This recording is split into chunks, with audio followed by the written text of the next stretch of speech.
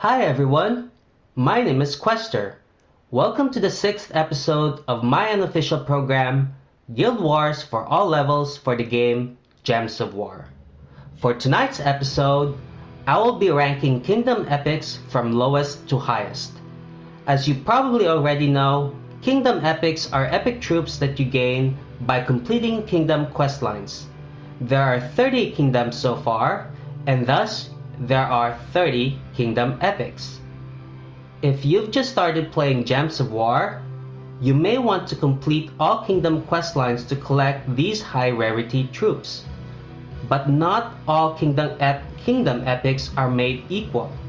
Some are really strong, and you can use them for Guild Wars at any level, while many others fall out of the picture as you level up higher in the game and acquire powerful troops. So which Kingdom Epics are worth unlocking first? Let's get right to it and start from the bottom and work our way up. Okay, so let's get started. So, at number 30 we have the Sirian. The Sirian is a Kingdom Epic from Glacial Peaks. What he does is he creates a number of selected gems to a specific mana color, and then all other allies gain 3 magic. It can only be cast once. Alright, so he's a mana generator and a supporter. He has a high mana cost, 18. So even though he generates mana, you'll probably want to have another mana generator just to get him up to 18. So not only is a high mana cost, but the problem with him is he's only a single cast troop. So he creates a lot of gems of a selected mana color, so he can fill up an epic, a mythic troop. You know, someone that needs 21 mana or 24. You can fill them up really quick with his cast, but that's it. You know, after you cast him, he becomes a meat shield, and he becomes useless. Just a punching bag from there on out. So yeah, it'll be great if he can cast his ability at the start of the turn if he has a low mana cost, but no, he's 18, so that's high. And his traits are so-so. I mean, even though he has arcane, it's just gonna translate to another extra gem. Yeah, so not very useful. He's number 30 on my list, and I give him C+. Next up we have Scarlet. Scarlet is from the Kingdom of Mogrim Woods. She does a good amount of single damage, and she does triple damage if the enemy is a beast. So as you see here, she has skull mitigation, which makes her a decent frontline tank, and she also deals double damage to beasts. So she is good at low levels, and the problem is beasts are not very popular. You know, you might see beasts at low levels, but they're not really that popular. Even at high level, I don't see many beasts being used. So yeah, she's very situational. I give her a C, and she's number 29 on my list. On number 28 we have Tau. Tau is a Raksha from the Kingdom of Sword's Edge. He is a damager, so he deals an okay amount of damage, and if the enemy dies, he gains 4 to all skills. Now in early game, he is powerful, he's strong in early game because the enemy stats are low, and you know, gaining 4 to all skills is a big boost at early game. But as you progress further in the game, you know, the enemy stats get bigger, and +4 to all skills is not really all that much, at later game. And 24 damage, I mean, this is max from my part, but his damage is not that big either, so the chances of him landing a kill gets lower and lower as you progress through the game. So he easily drops out of sight at later game. His traits are not all that great, except that he does have empowered, so he can cast his ability at the start of the game. But the problem with Kingdom Epics and with all epic troops is that they are expensive to trade. It costs 12 arcane trait stones and 1 celestial trait stone to get them traded and fully traded, and that's a lot. And by the time you have him fully traded, you've already progressed enough in the game that you may not need him anymore. So I give him a C. At number 27, we have Dark Song. She is an epic from the kingdom of Grosniak. She is a damager as well as a disabler because she can decrease a random skill on an enemy by 4. If the enemy is an orc or demon, she steals 6 mana. Okay, so demons are popular. You see plenty of demons about, especially in late game. There are good number of demons that you'll run across, but not orcs. Orcs are not that great. You don't see many orcs, especially at late game. What she has going on for her though is she has Magic Link, so all troops gain an extra purple mana. So if she matches purples, but that's about it. So, and her damage is not all that great, so I don't think you're gonna use her in when you progress further in the game. Early game, yeah. Later game, not so much.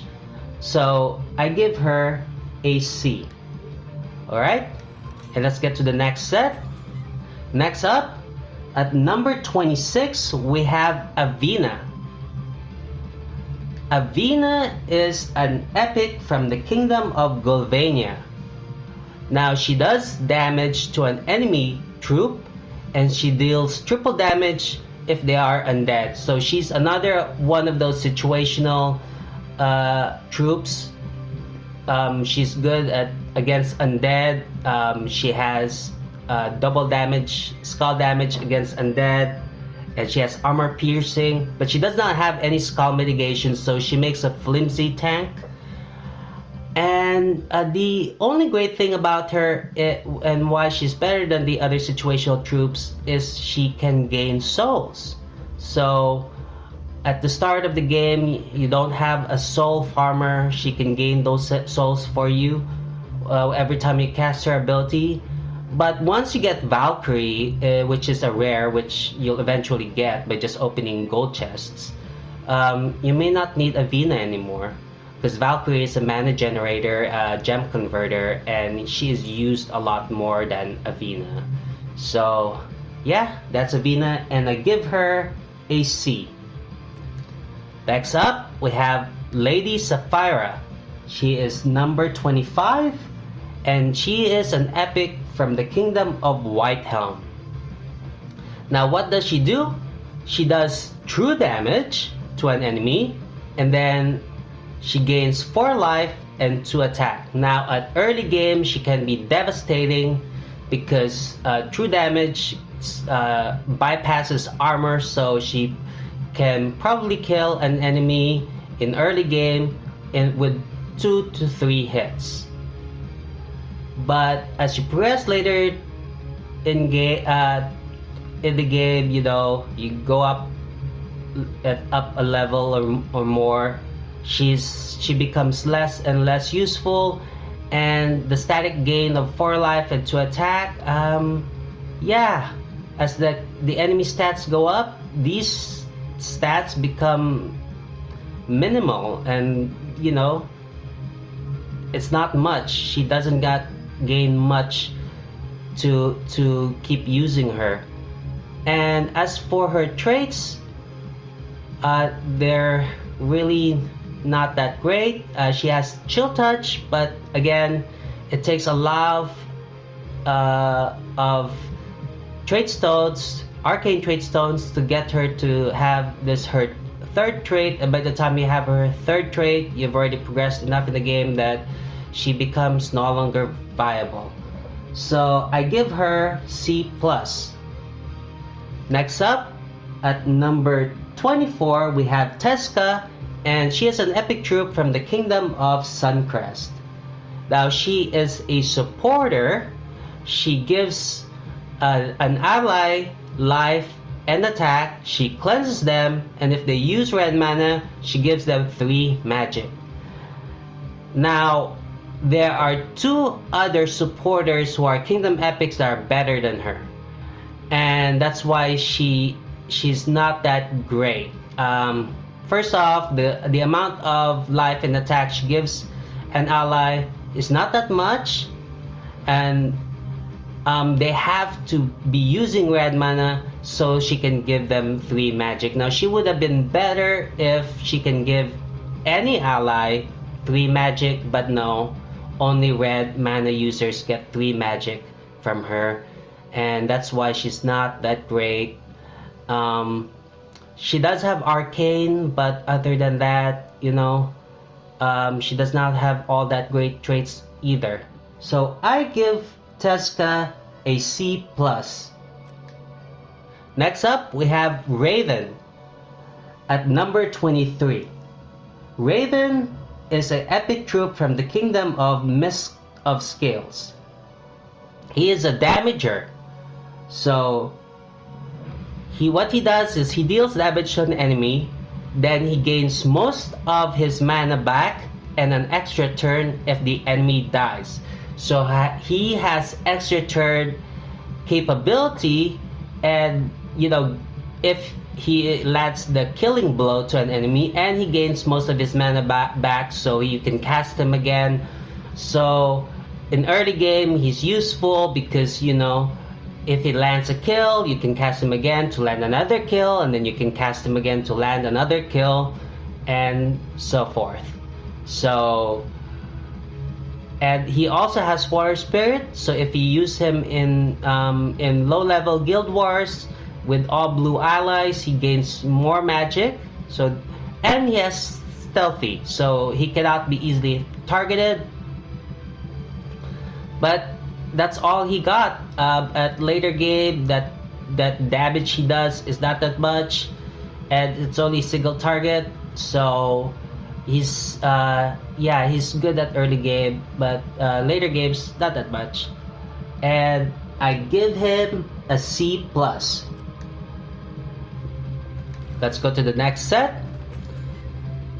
Okay, at number 22 we have Dmytryk,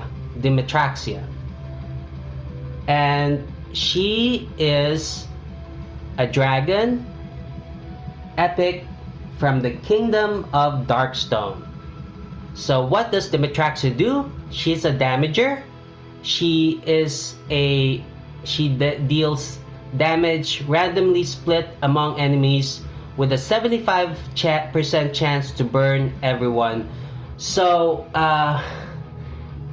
that's not a lot of split damage. I mean, in early game it's considerable, but still not a lot of split damage. And burn is really good at early game because the enemy stats are low. So 3 damage per turn is good at early game. But with her, she only has a 75% chance to burn everyone. It's not even 100%. So it's not a guaranteed burn every time you cast her ability. And as for her traits, she does have Pyromania, which deals double skull damage versus burning enemies. But again, it's the last trait. It takes a lot of arcane trait stones to trait her to the last trait. And she does not have any skull mitigation, so you don't really want to use her at the front slot. Front line, I mean. So, yep. So she's not all that powerful. And I give her a C+. Next up, we have Fisk.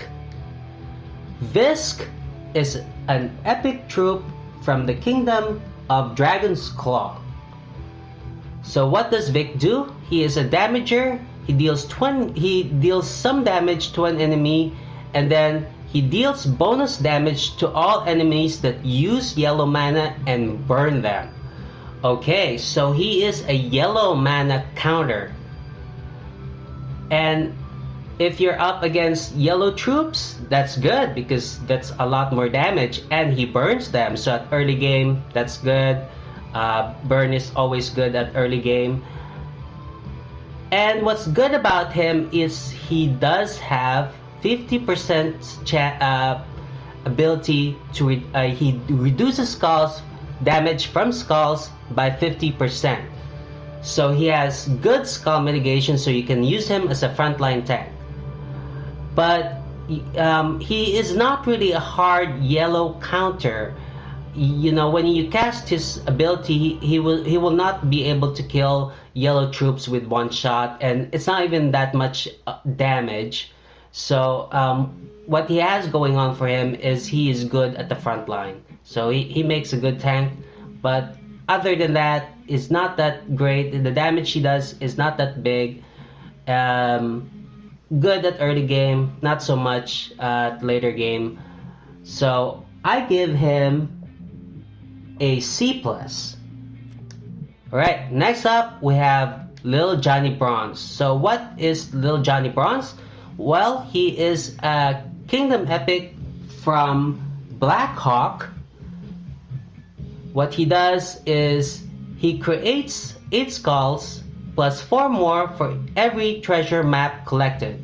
So he creates some skulls and then adds 4 more for every treasure map collected with a 20% chance to gain a treasure map. So he is a skull spammer, so that's good if you have like a strong frontline tank, but it's kind of risky, you know. 8 skulls is not a lot, so the chances of him missing and giving the skulls to the enemy is considerable. So there's always going to be a chance that it's going to work against you when you make these skulls. And then if he gets a treasure map though, then he creates 12 skulls, and 12 skulls, it's hard to miss with it. It's going to land, but it takes time to get those, you know, and luck to get a treasure map, you know, and you're going to have to cast them multiple times to get a treasure map, and by the time, you know, you're probably low on life already, or you're just about to kill the enemy, and so it takes a long time for him to get a treasure map. You may not even get it in that round either. So but what he has is he has impervious, so that makes him good against status effects, and that's why he is much higher up in the list. And because he also has the ability to map to farm maps, that's why he is more up in my list. So he is number 20, and I give him a B-. All right. At number 19 we have Married. Married is a Kingdom Epic from Drifting Sands. He is a damager and a disabler, so what he does is he causes some damage to an enemy and cause a random status effect. He also has a 20% chance to gain a treasure map.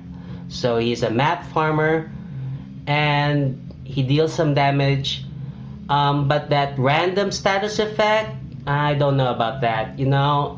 It'll be great if you just already know offhand what he'll do, but it's random, so you know, it can be anything from poison to silence to death mark, you know.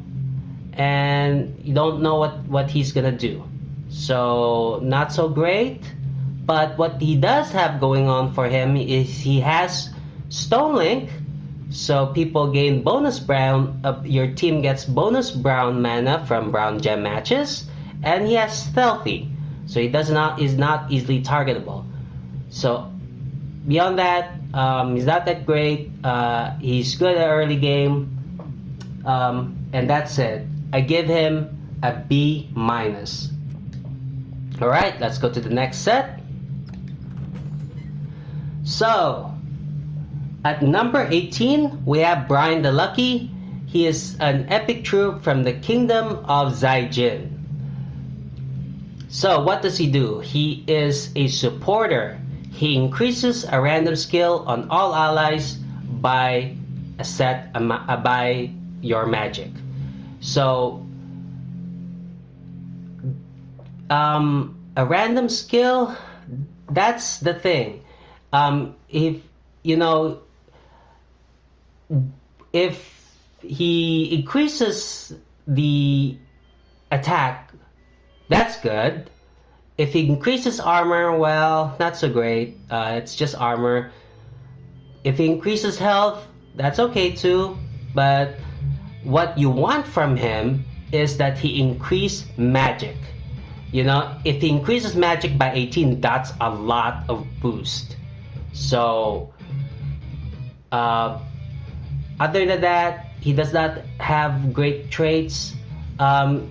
Just the fact that he is able to increase magic by chance on fellow allies is why he's high up on the list. You can use him multiple times, and you can get really lucky with him when he increases magic on your troops.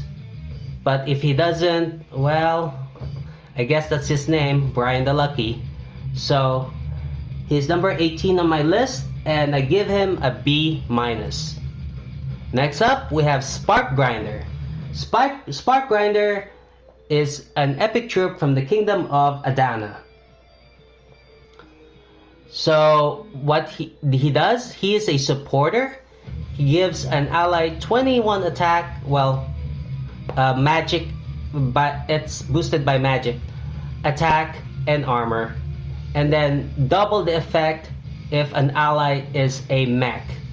Okay, so you want to pair him up with mechs. The problem is there are not a lot of mechs that are great, except for, say, Karnex. Karnex is a really good troop in my opinion, and if you use Spark Grinder with Karnex, then you're gonna have a massive tank. So that's why with synergy with Karnex, I think he's high up in my list that way. But other than that, he only gives 21 attack and armor is not as good as health. But on max, it's pretty good.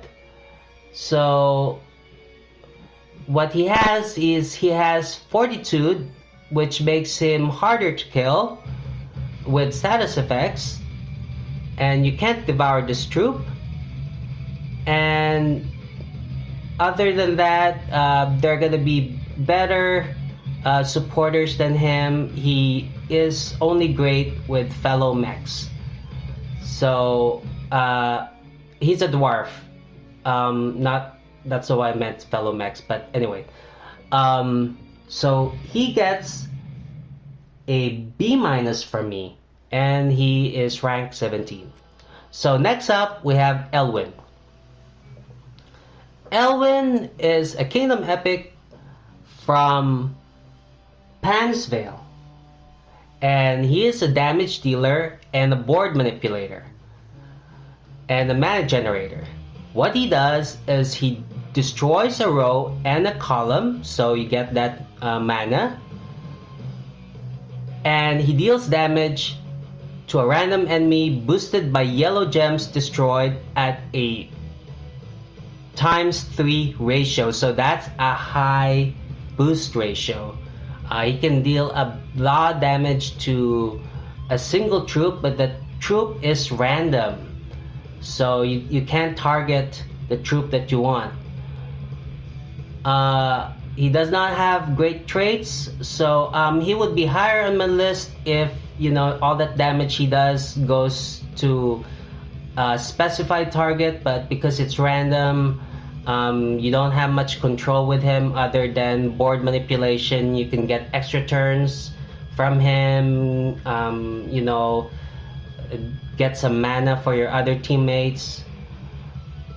Other than that, he's not super. I give him a B minus. Next up, we have Atlanta. Atlanta is a kingdom epic from Divinian Fields. She is a damage dealer. What she does is she does a fixed AoE damage to enemy troops, so all troops are going to be hit by an okay, it's kind of run-of-the-mill AoE damage. It's not that big, not that small, but not that great either. So for early game, you know, if you don't have an AoE troop, you could use her. She'll gonna damage all enemies, but she's pretty basic. Yeah, she is basic because she does not do anything else other than AoE damage. So, and her traits, well, at least what she got for her is she has air link, so your troops gain bonus yellow mana from matching yellow gems. And she's not a good tank because she does not have skull mitigation, even though she's a centaur slayer. And centaurs are not very popular either. You don't see many centaurs in the game. So you wouldn't want to use her at frontline tank, and her damage, AoE damage is basic, just damage, and that's about it. So all she gets is a B minus from me, and she is number 15 on my list. Okay, let's go to the set. At number 14, we have Ferret. Okay, Ferret is a damage dealer and a disabler. He is from the kingdom of Karakoth. So what does he do? He deals damage and then drains on the last enemy and then drains their mana. So as you've noticed, a lot of the casters, you will find them at the back of the team. So they're going to be on third slot or fourth slot. So, you know, you can't really easily reach them, but Ferret can because he aims at the last enemy. So, and that's really good because even though he does not do a lot of damage, he will drain their mana, so it will stop them from doing what they're about to do. So if it's gonna be a caster, an AoE damage, you know, troop, or a devourer, you stop it right at its tracks. So, and what he gets going for him is he has magic link. So, you know, you gain bonus purple mana from purple gem matches, and he has arcane, so his damage goes up as more allies cast their spells. So I give him a B minus.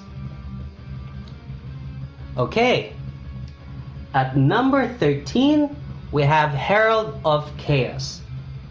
So what is Herald of Chaos? He is an epic troop from the Kingdom of Blighted Lands. He is a board manipulator, a mana generator, a disabler, and a frontline tank, so he's pretty versatile. What does he do? He destroys a row, deals damage to the first enemy, and reduces a random skill by his magic. Okay, boosted by blue gems destroyed at a high boost ratio of ×2. So he deals damage to the first enemy and then reduces a random skill, so you'd hope that he reduces the attack or the magic, so that's great. He'll disable them. And what's really good for him, he has great traits. He is specifically made to be in the first slot. He has leader. He gains 3 to all skills in the first position. He's armored, so he has skull mitigation, and he can inflict death mark when doing skull damage. So that makes him good at the front line tank, because death mark, it can be really devastating to the enemy team. So that's that. He's higher up on my list, and I give him a B. He's a good troop. Next up, we have Luther. Luther is an epic from the Kingdom of Broken Spire. He's number 12 on my list. What he does, he's a supporter. He gives all allies a number boost in attack, boosted by his magic. So Luther, you get him at the start of the game. He's the first Kingdom epic you get, and he's not that bad. He's actually good. He's good at boosting the attack of your troops by a good amount. So he's good with skull spammers, and as you hit each other with skulls, and the team dwindles down, the remaining troops that you're gonna have will have higher attack than the enemy team, and the chances of you winning by damaging each other with skulls is gonna be higher. So you're gonna be at the winning end of a skull match. So he's also good at the front line. He does well as a frontline tank because he's got skull mitigation, and he gains 3 to all skills if he is in the first position. So I give Luther a B. Next up, we have Alastair at number 11. So Alastair is a Kingdom epic from Kethar, and he is a supporter and an early frontline tank. Well, actually, you can also use him at mid game. So what he does is he gives all allies armor and removes all purple gems to boost the effect, and then he gains barriers. So he's really good at the front line. He gains armor and he gives all your allies armor. He also has skull mitigation, and he is also protected from poison, disease, and death mark because he is undead. So he has good traits. He has a good trait, and he is good against purple troops because he removes purple gems. So yeah, you can use him in Guild Wars against teams that use purple. So on defense, you can in mid game you can use him in defense to counter out purple troops. So he's good.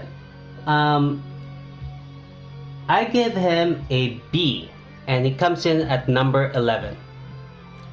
So let's move on.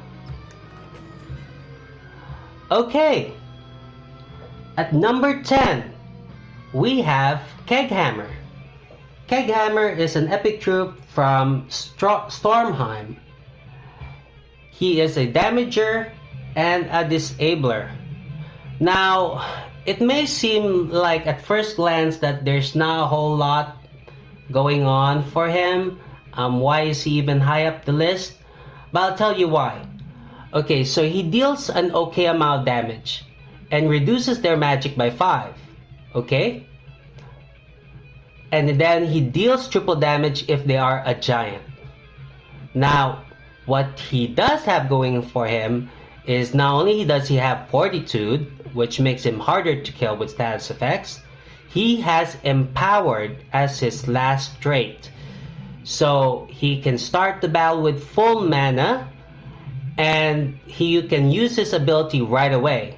Now, why would you want to use Keghammer if he can only do triple damage to a giant? Well, Trolls are very popular, especially in late game, and trolls count as giants. These trolls double the gems on the board, so they are used quite often. If you have Keg Hammer, you can eliminate that troll right away. So he will deal triple damage to them, and then they will, die sooner. May not be one shot, but you can get rid of them as soon as you can, because those trolls are going to be really annoying when they get going. So that's why he's higher up on the list. And I give Keg Hammer a B+, and he's ranked at number 10. Okay, next up we have Sunweaver. Sunweaver is a supporter. She is an epic troop from the Kingdom of Wild Plains. What she does is she gives attack, armor, and life boosts to an ally, and the ally also gains 6 mana. So she is able to protect an ally and give it attack, and she will also give it 6 mana. So she's pretty versatile. She's actually very useful. I actually use her in mid game and in late game. Not often in late game, but I use her if I have an extra slot in the team. So she also has Water Spirit, so she's good in blue teams because she's gonna be able to do more boosts if you have a lot more blue troops in your team. So I give her a B+. She is a good troop. Next up, we have Purina. She is an epic troop from the Kingdom of Chaos. Now, Purina, she is a supporter. What she does is she gives an ally life and attack, then she cleanses them and heals them. So what does heal mean? Okay, let's say your troop is about to die. It only has 3 life left. Well, you know what Purina is gonna do? She's gonna heal them. She's gonna bring them up to full life, as if they never were damaged. Except she does not give back armor, but she brings them back to full life. So she's really good with frontline tanks. So let's say you have Gorgotha at the front line. Gorgotha is already hard enough to kill with skulls. And when Gorgotha is getting low, you use Purina's ability on it, and Gorgotha is back to full health. And not only that, it has more attack. So, with her, your frontline tank or your other troops may never die. So she is a good healer. Also, she has Firelink, so that's really good. You gain bonus red mana from red gem matches, so that makes her great. I give Purina a B+, and you can use Purina from low level, gaming to mid level, and even in some cases at high level. Alright, next up we have Tyree. Tyree is an epic troop from the Kingdom of Zulkari. What she does, she is a mana generator and a board manipulator. She destroys gems of a chosen color, and she also has a 20% chance to gain a treasure map. So she's gonna destroy those gems, so all your other troops are gonna gain that mana. So she generates mana for your team members. But what she's really used for, she's not used a lot in Guild Wars, but she's really used for map farming, because she is the best map farmer on the game. So if you're just starting out and you need maps because you don't want to level up too quickly, you want to get a lot of resources, gems, glory keys, or even gem keys, because by using maps, you can definitely get a lot of maps by using Tyree. At late game, maps are not that useful anymore because people spend their time doing other things than playing maps, because other things such as PvP gain more gold and rewards than like playing a map game. But she is the best map farmer out there, so you may want to have her right away in your team. Even if you're not going to use her for Guild Wars, you have her as a map farmer, and yeah, she is very useful in that regard. So I give Tyree an A-. Alright, so we're gonna go to the people that are gonna be really good at later game. So next up we have Princess Elspeth. Princess Elspeth is at number 6 in my list. She is an epic troop from the Kingdom of Silverglade. She is a mana generator and a summoner. So she generates mana by spawning gems. Okay? What she does is she creates 11 gems of a, well, actually, how does she, it's a set number, it's not, it's based upon your magic. No, I don't think, no. She does not use magic. She just creates 11 gems. It's a static amount. And of a chosen ally's mana color, and then kills them. And then summons a random knight. So she creates 11 gems of mana, a chosen ally's mana color, and then she kills them and summons a random knight. So, at first glance, wow, I mean, that's what she does. Yeah, she generates mana, but she kills an ally and replaces them with something random. So in that regard, she's not that great. But what she has going on for her is she has empowered as her last trait. So empowered is really good for her because at the start of the game you can generate mana right away. So at the start you can generate mana, get an extra turn, and then cast your ability right away, and that's really fast. To be able to cast your spells right away because of her, because she has empowered, she can spawn gems right away. But the downside is you need 2 troops to do this. You need Elspeth and another troop that you are gonna sacrifice. So to use her, you need an extra troop. So basically, you're handicapping your team. That's why she's not that very useful in Guild Wars. However, in other regards, such as trait farming and quick kills, kill when you do one trophy PvP and you're just gonna wipe a team quickly, she's really good at that. She's really good at farming trait stones because she gets her ability right up quickly, generates mana right away, and then you can essentially like fill up a troop and do a team wipe.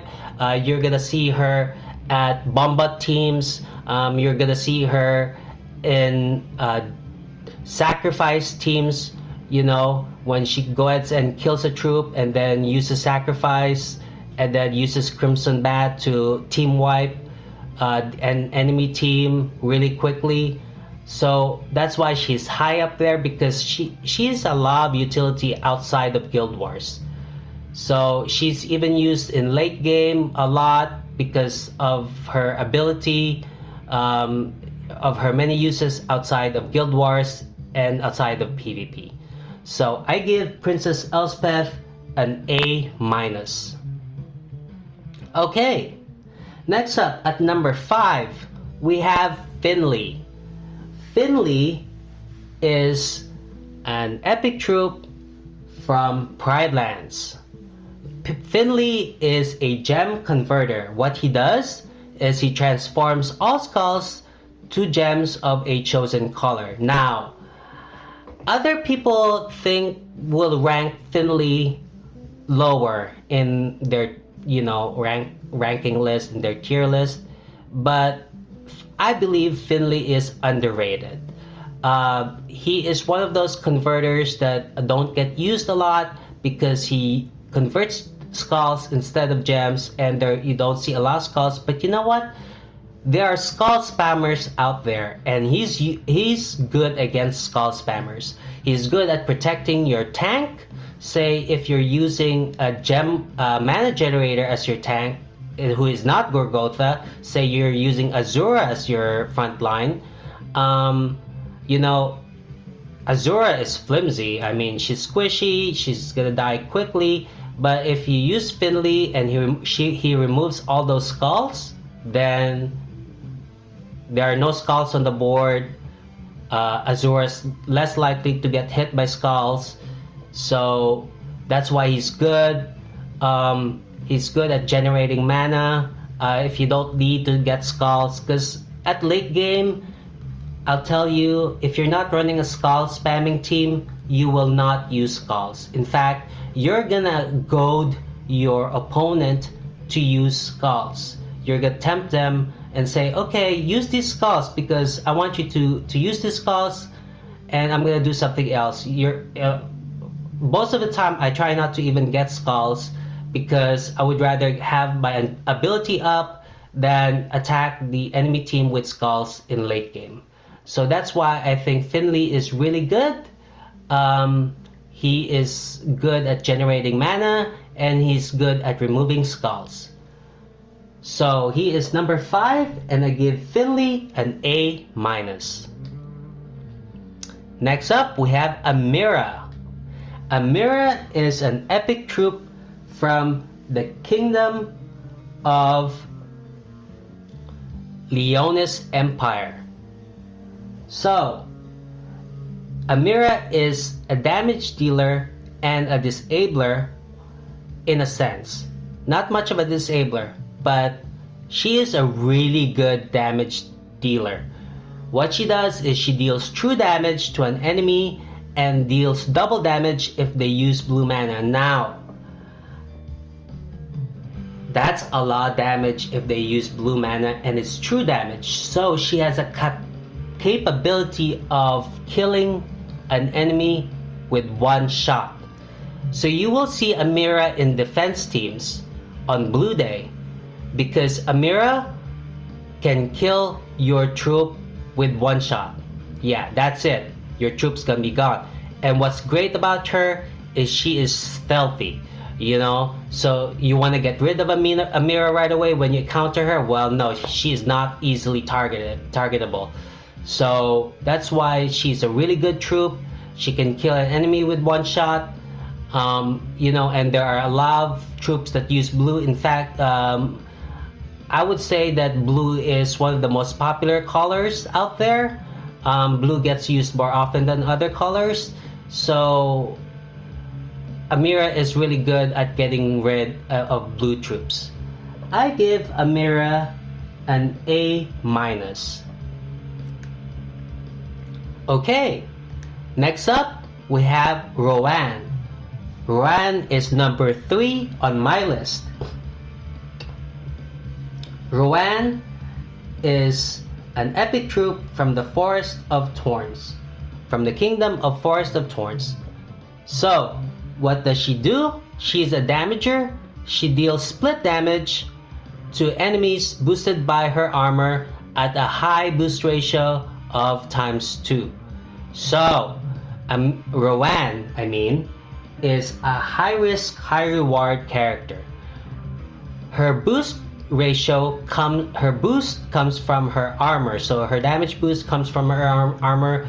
You You want to boost up her armor. You don't want her getting damage, but you know, if she has a high armor, she can deal a lot of damage against the enemy team, and the enemy team, all of them are gonna get damage. And you know, she has the ability to team wipe an enemy team. All you have to do is boost her armor and protect her from damage. She's also good in Guild Wars. She's good at blue teams because she has Water Spirit, which boosts her magic when you have more blue allies on the team. And she has Reinforced too, so she gains 1 armor at the start of each turn. So Roane is one of those very useful Kingdom Epics. You'll see her used in low level, in mid level, and even in high level. Not too often in high level, but she's definitely still very useful. And I give Roane an A. Alright, so we're down to our final 2. So, who are the final 2? Well, if the process of elimination, you already know who they are. So, at number 2, I show you Baba Yaga. Baba Yaga is a troop, an epic troop from the Kingdom of Erskaya. Baba Yaga is a damager, disabler, and a summoner. She is useful at any level. What she does is she damages the last 2 enemies and silences them. And then she summons Yaga's Hut. Okay, so she does a decent amount of damage to the last 2 enemies, who tend to be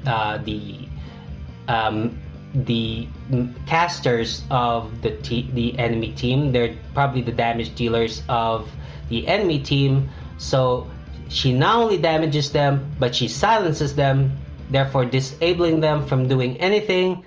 And then she summons Yaga's Hut. So what is Yaga's Hut? Well, Yaga's Hut is actually a good frontline tank. It also has synergy with Baba Yaga's skill, because not only it does damage to an enemy, it does triple damage if the enemy is silenced.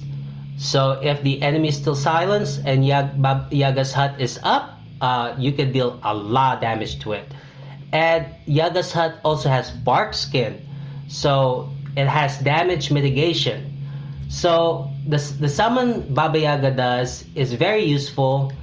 That's why not only you can use her at any team, she's useful all around. You know, she does damage, she's a good disabler, she's a good summoner.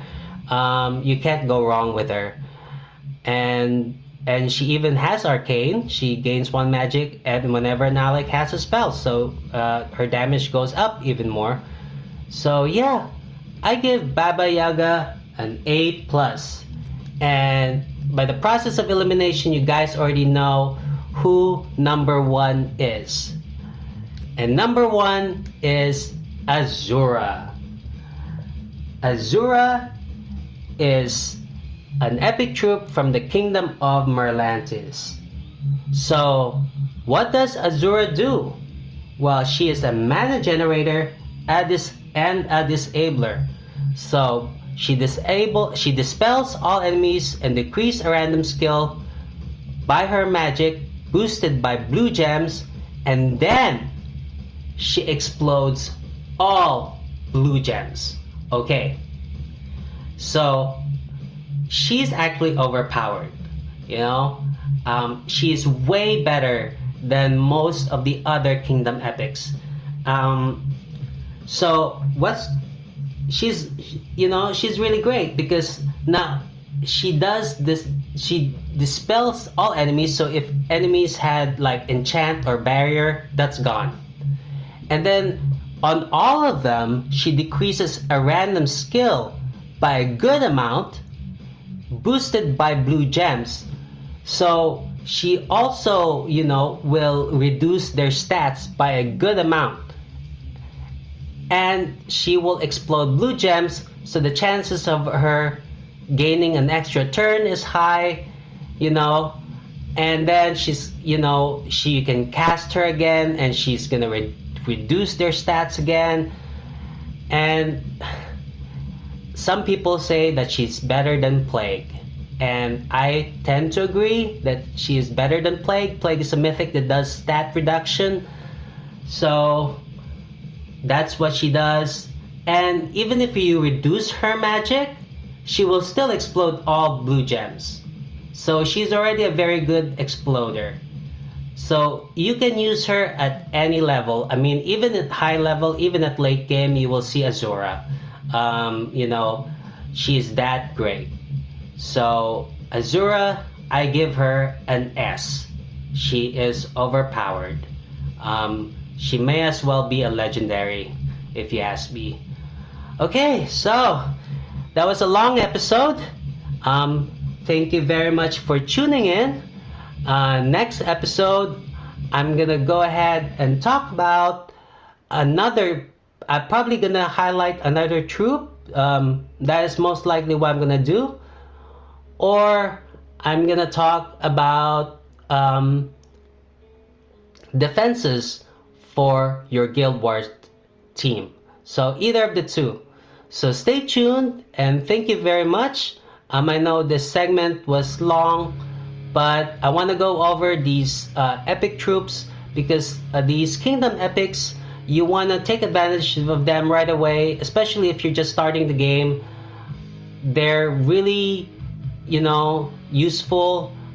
Even the worst ones are useful at early game. So yeah, so thanks again for tuning in. Have a good night. Later.